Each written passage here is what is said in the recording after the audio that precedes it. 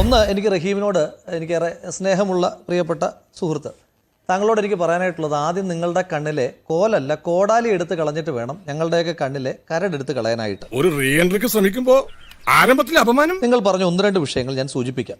ഒന്ന്, ഞങ്ങളുടെ പട്ടികയുടെ മെറിറ്റിനെ പറ്റിയിട്ട് നിങ്ങൾ പറഞ്ഞു. ഞങ്ങളുടെ പട്ടികയുടെ മെറിറ്റിനെ പറ്റി പറയുമ്പോൾ താങ്കളുടെ പട്ടികയിൽ രണ്ടുപേരെ പറ്റി മാത്രം ഞാൻ പറയാം. അവൻ എന്തിനുള്ള പുറപ്പാടാണെന്ന് മനസ്സിലാവുന്നില്ല. ഒന്ന്, DYFI മുൻ സംസ്ഥാന ട്രഷററായിരുന്ന ശ്രീ VV രമേശൻ. അദ്ദേഹം മഞ്ചേശ്വരത്ത് നിന്ന് മത്സരിക്കുകയാണ്. അദ്ദേഹത്തിന്റെ പ്രത്യേകത എന്താണെന്ന് ചോദിച്ചാൽ, അദ്ദേഹം അനധികൃതമായി സ്വത്ത് സമ്പാദിച്ചു എന്ന് അന്വേഷണ കമ്മീഷൻ റിപ്പോർട്ട് വെച്ചു. ഏതെങ്കിലും ഇന്ത്യയിലെ സ്വകാര്യ ഏജൻസിയോ അല്ലെങ്കിൽ ഏതെങ്കിലും കുറ്റാന്വേഷണ ഏജൻസിയോ അല്ല. അവൻ പിന്നെ കള്ളം പറയൂ. CPM-ന്റെ പാർട്ടി കമ്മിറ്റി കൂടിയിട്ട് അനധികൃതമായി സ്വത്ത് സമ്പാദിച്ചു എന്ന് പറഞ്ഞ അദ്ദേഹത്തെ ജില്ലാ കമ്മിറ്റിയിൽ നിന്ന് ലോക്കൽ കമ്മിറ്റിയിലേക്ക് തരം താഴ്ത്തിയ വ്യക്തിയാണ് മഞ്ചേശ്വരത്തെ സ്ഥാനാർത്ഥി. കുന്നത്തുനാട് ഒരു പ്രശ്നം. ഒരു സെക്കൻഡ് പ്ലീസ്. റഹീം, ഈ മത്സരിക്കുന്ന സ്ഥാനാർത്ഥികളെ കുറിച്ച് പ്ലീസ് ഒരു കാര്യം ശ്രദ്ധിക്കണം. ഇത് മത്സരിക്കുന്ന സ്ഥാനാർത്ഥികളെ കുറിച്ച് ഇങ്ങനെ പറയാൻ തുടങ്ങുകയാണോ? ഇവൻ നമ്മളെ കുഴപ്പിക്കാനുള്ള പരിപാടി, ഇവനിതിൽ എന്തോ കൈയുണ്ട്. എന്നിട്ട് എങ്കിൽ അതാണ് ഡിബേറ്റ് എങ്കിൽ ഞാൻ പറഞ്ഞു തുടങ്ങാം. അതാണ് ഡിബേറ്റ് എങ്കിൽ ഞാൻ പറഞ്ഞു തുടങ്ങാം. എന്താ ഇത് ഇവിടെ ഇങ്ങനെ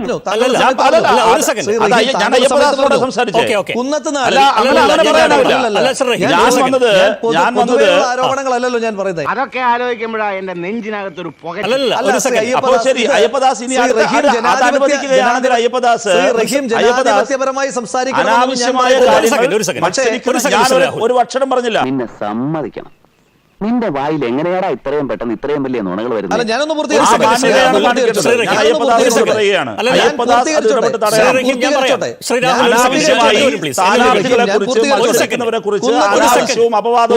ഇങ്ങനെ പേടിക്കലടാ ആണുങ്ങളെ വില കളയാനായിട്ട്. ഇവിടെ ഈ പ്രതികരണത്തിലേക്ക് ഞാൻ ശ്രീ രാഹുലിനെ ക്ഷണിച്ചത്, ഇപ്പൊ കഴക്കൂട്ടത്തടക്കം കോൺഗ്രസിലെ പ്രമുഖൻ വരുമെന്ന് വിചാരിച്ച് BJP കാത്തിരിക്കുന്നു എന്ന് പറഞ്ഞതിനുള്ള മറുപടിയാണ്. രാഷ്ട്രീയമായതിനു പറയാം, പക്ഷെ വസ്തുതാവിരുദ്ധമാണെങ്കിൽ ശ്രീ രാഹുൽ പറയരുത്. വസ്തുതാവിരുദ്ധമല്ല, പൊതുസമൂഹത്തിലുള്ള കാര്യം ഈ ഡിബേറ്റിൽ വരുന്നതിൽ ഒരു തടസ്സവുമില്ല. എന്താ ആ പ്രതീക്ഷയും തകർന്നു. വസ്തുതാവിരുദ്ധമാണോ എന്ന് ശ്രീ അയ്യപ്പദാസ് എന്നേക്കാൾ എത്രയോ കാലം മുമ്പ് ചർച്ചകൾ സജീവമായി നിന്ന ആളാണ്. എത്ര കാലമായി മാധ്യമപ്രവർത്തന പാരമ്പര്യമുള്ള താങ്കൾക്കറിയാലോ ഞാൻ പറഞ്ഞത് വസ്തുതാവിരുദ്ധമായ കാര്യമുണ്ടോന്ന്. ഇപ്പോൾ എന്തായി? വള്ളർത്തി കിട്ടിയപ്പോ മതിയായില്ലേ? ഞാൻ പറഞ്ഞത് വസ്തുതാവിരുദ്ധമാണ് എങ്കിൽ എനിക്കെതിരെ നിയമ നടപടി സ്വീകരിച്ചോന്നേ, പരാതിയില്ലല്ലോ.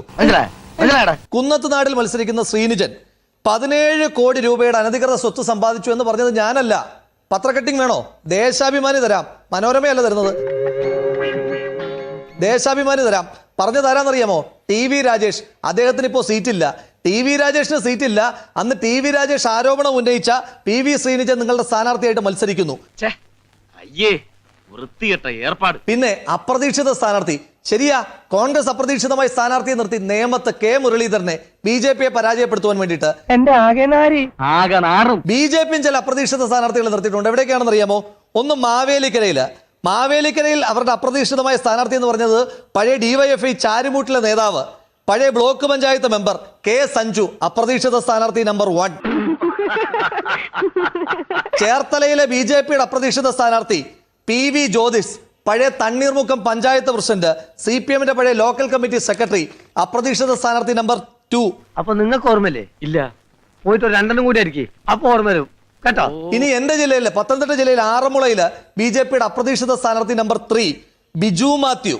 ബിജു മാത്യുവിന്റെ പ്രത്യേകത എന്താണെന്ന് ചോദിച്ചു കഴിഞ്ഞാൽ, പന്തളം ബ്ലോക്ക് പഞ്ചായത്ത് ഉള്ളന്നൂർ ഡിവിഷനിലെ CPM-ന്റെ സ്ഥാനാർത്ഥിയായിരുന്നു തെരഞ്ഞെടുപ്പിൽ. എന്നെ സംശയിക്കരുത്. അപ്പോൾ ഇങ്ങനെ 3 അപ്രതീക്ഷിത സ്ഥാനാർത്ഥികളുടെ ലിസ്റ്റ് ഞാൻ ഇപ്പോൾ പെട്ടെന്ന് പറയാം. ഇനിയും ധാരാളം ആളുകളുണ്ട്. ഇനി കഴക്കൂട്ടത്ത് അവര് വേക്കന്റ് ആക്കിയിട്ടിരിക്കുന്നത് കോൺഗ്രസ് നേതാക്കന്മാരെ കണ്ടിട്ടൊന്നുമല്ല.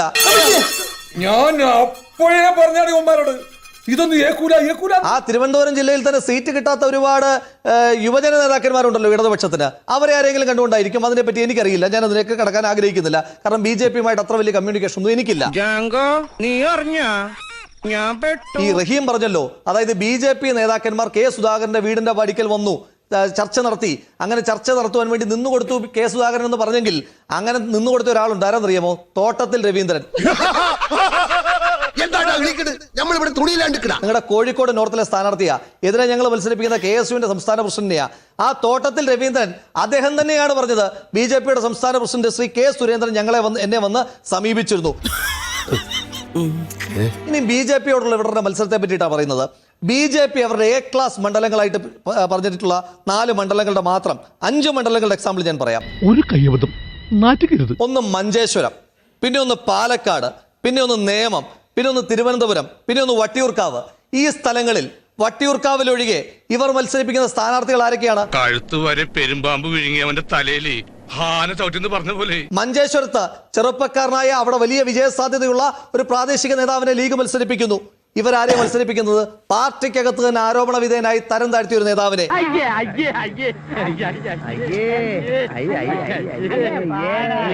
പാലക്കാട് ഞങ്ങൾ മത്സരിപ്പിക്കുന്നു കോൺഗ്രസിന്റെ സിറ്റിംഗ് MLA, യൂത്ത് കോൺഗ്രസിന്റെ സംസ്ഥാന പ്രസിഡന്റായ ഷാഫി പറമ്പലിനെ. ഇവരാരെയാണ് മത്സരിപ്പിക്കുന്നത്? ആ നാട്ടിലെ പാർട്ടിക്കാർക്ക് പോലും അറിയാത്തയാളെ. നേമത്ത് ഞങ്ങൾ മത്സരിപ്പിക്കുന്നത് കെ മുരളീധരൻ ജയൻ കല്ലറാണ്.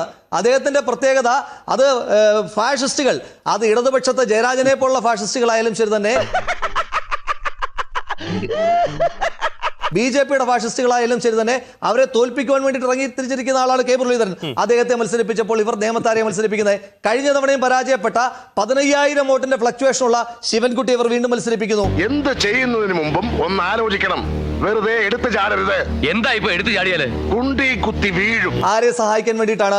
BJPയെ സഹായിക്കാൻ വേണ്ടിയിട്ട്. BJPയെ സഹായിക്കാൻ വേണ്ടിയിട്ട് സ്വന്തം സ്ഥാനാർത്ഥികളെ അഡ്ജസ്റ്റ് ചെയ്ത് കൊടുക്കുന്ന ആളാ പറയുന്നത്. കുമാര ഞാൻ ഇനി എന്ത് ചെയ്യും? പിന്നെ ഞങ്ങളെ പറ്റി, പാർട്ടി അച്ചടക്കത്തെ പറ്റി പറയുന്നു. റഹീമെ, നിങ്ങളുടെ മുന്നണിയെ നയിക്കുന്നയാളാരാണ്? ഞാൻ അതും കൂടെ പറഞ്ഞ പൂർത്തീകരിച്ചോട്ടെ. നിങ്ങളുടെ മുന്നണിയെ നയിക്കുന്നയാളാരാണ്? പിണറായി വിജയൻ. ഇവന്റെ ഒരു കാര്യം നീഞ്ഞു വന്നേ, ദൈവത്തെ ഓർത്ത് ചതിക്കരുത്. സഖാവ് പിണറായി വിജയന്റെ പ്രത്യേകത എന്താ? അദ്ദേഹത്തിനെതിരെ പാർട്ടി നടപടി എടുത്തിട്ടില്ലേ? അച്ചടക്കം ലംഘിച്ചതിന്റെ പേരിൽ പോളിറ്റ് ബ്യൂറോയിൽ നിന്ന് മാറ്റി നിർത്തിയിട്ടില്ലേ? ഞാനിവിടെ കിടന്ന് തീ തിന്ന, കുറച്ചുകൂടെ തീ തിന്നുക, എന്നിട്ട് അതിന്റെ കൂടെ കുറച്ച് മണ്ണോടെ കഴിച്ചോളൂ, ഒന്ന് ആളി പടരട്ടെ. അങ്ങനെ അച്ചടക്ക നടപടി എടുത്തിട്ടുള്ള ആളാണ് നിങ്ങളുടെ മുന്നണിയെ നയിക്കുന്നത്. അങ്ങനെയുള്ള താങ്കൾ ഇരുന്നിട്ടാണ് ഞങ്ങളെ അച്ചടക്കം പഠിപ്പിക്കുന്നത്. പിന്നെ കോൺഗ്രസ് പാർട്ടിയുടെ പ്രത്യേകത, അച്ചടക്കം ലംഘിച്ചു കഴിഞ്ഞാലും ആരും ഇന്നോവയുമായിട്ട് പുറകിലൊന്നും വരില്ല. നാണക്കേടായി പോയി. നിങ്ങൾക്ക് മാത്രല്ല എനിക്ക് നാണക്കേടാ.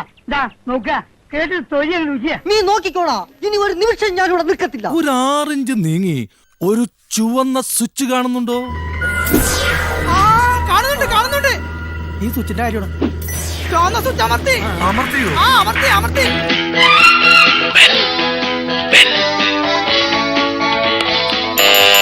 Thank you. ഈ ഉപകാരം മറന്നാലും ഞാൻ മരിക്കില്ല. ഇതൊക്കെ എന്ത് ഉപകാരം. അപ്പോ നാളെ നേരത്തെ തന്നെ ഇങ്ങോട്ട് എത്തണം കേട്ടോ.